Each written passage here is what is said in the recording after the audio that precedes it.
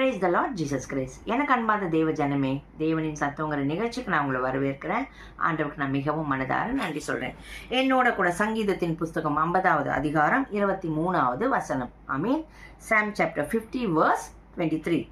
ஸ்தோத்திர பலியிடுகிறவன் என்னை மகிமைப்படுத்துகிறான், தன் வழியை செவ்வைப்படுத்துகிறவனுக்கு தேவனுடைய ரட்சிப்பை வெளிப்படுத்துவேன் என்று சொல்லுகிறார். ஆமீன். எப்படியா? நேற்று தினத்துல கூட பார்த்தோம் இல்லையா?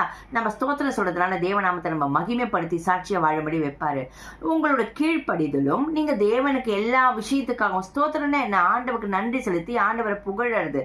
என் நன்மை நடந்தாலும் ஸ்தோத்திரம், இல்லை நீங்க ஜபிச்சது நடக்கலனாலும் ஸ்தோத்திரம், எது நடந்தாலும் ஸ்தோத்திரம். தேவனுக்கு நன்றி சொல்லி அவர் நாமத்தை உயர்த்தி வாய்னால சொல்றது மாத்திரம் இல்ல, உங்க லைஃபையே ஒரு லிவிங் சாக்ரிஃபைஸா தேவனை துதிக்கிற துதியாக தேவனுக்கு நன்றி சொல்லும்படியாக நீங்கள் கீழ்ப்படிதலோடு வாழ்ந்து காமிக்கிறச்சே ஆண்டவர் சொல்றார் இந்த இடத்துல, ஸ்தோத்திர பலியிடுகிறவன் என்னை மகிமைப்படுத்துகிறான், தன் வழியை செவ்வைப்படுத்துகிறவனுக்கு. அப்ப நீங்க கீழ்ப்படிந்து தேவன் சொல்ற காரியத்துக்கு எல்லாம் கீழ்ப்படிந்து அவரோட வழியில நீங்க நடக்கும்போது, அந்த வழியை நீங்க செவ்வைப்படுத்தி கொள்ளும் போது, உலகத்துக்கு ஒத்த வேஷம் போடாதபடிக்கு தேவனுக்கு பிரியமான வழியில நீங்க நடக்கும்போது, ஸ்தோத்திரமும் செலுத்தி கொண்டிருக்கும் போது, இது ரெண்டும் ஒன்று சேர்றச்சு என்னவா?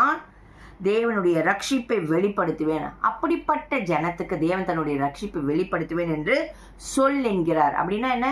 ரட்சிச்சாச்சு, அதுக்கப்புறம் என்ன ரட்சிப்பை வெளிப்படுத்துவேன்னா, உங்க வாழ்க்கையில அந்த ரட்சிப்பின் அனுபவத்தின் ஆழத்துக்குள்ள போகும்படி ஒவ்வொரு விஷயத்திலையும் அந்த ரட்சிப்பின் அனுபவம் எப்படிப்பட்டதாக இருக்குன்னா, ஜீவனுள்ள தேவனுடைய நாமம் மகிமைப்படும்படியாக உங்களோட வாழ்க்கையில, உங்க குடும்பத்துல, உங்களோட வேலைகளை, உங்க பிள்ளைகள் வாழ்க்கையில, உங்க சபையில, உங்களோட எல்லா பொருளாதார விஷயத்திலையும், எல்லா ஆவிக்குரிய விஷயத்திலையும் ஆண்டவருடைய நாமம் மகிமைப்பட முடியும். அந்த ரட்சிப்பின் அனுபவத்தை ஆண்டவர் உங்களுக்கு தன்னுடைய மகிமையை வெளிப்படுத்துவார். அப்படிப்பட்ட மகிமைக்குள்ள நம்ம கடந்து போகணும்ல. அப்ப கீழ்ப்படிஞ்சு உங்க வழியை செவ்வைப்படுத்தி ஆண்டவருக்கு நீங்க ஸ்தோத்திர பலியிட்டு தேவநாமத்தை மகிமைப்படுத்துங்களேன்.